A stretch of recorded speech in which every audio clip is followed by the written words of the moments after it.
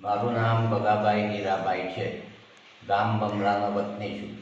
તાલુકે લુણાવાડા, જિલ્લે મહીસાગરનો રહેવાસી છું. આ ખેતરમાં સ્વીટ કોર્ન એગ્રો ઇન્ડો-યુએસ દ્વારા બિયારણથી ખેતરમાં કરેલું છે.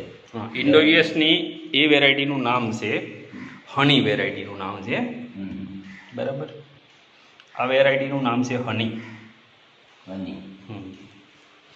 આ ઇન્ડો-યુએસ બાયોટેક લિમિટેડ, બરાબર.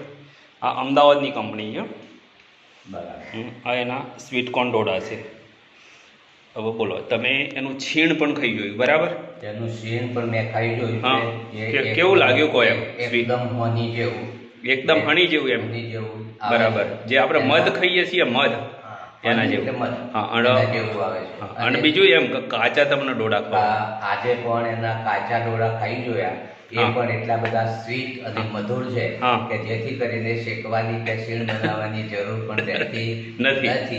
દરેકને ભલામણ છે કે આ સ્વીટ કોર્ન કરવામાં આવે તો આપણને, એટલે કે દરેકને ભાવે અને એને વેચવા હોય તો પણ એનું પ્રોડક્શન સારું એવું મળી રહે.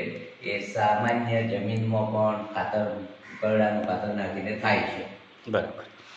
બીજા ખેડૂતો વાવે તો બેનિફિટ ઊંચો મળે ને? મળી શકે. બરાબર. અને ખાવા માટે કેવી કોમ છે ને? એનું નામ છે હની, સમજી લો. હની એટલે મધ છે ને, મધ જેવી મીઠી. બિલકુલ મધ જેવી.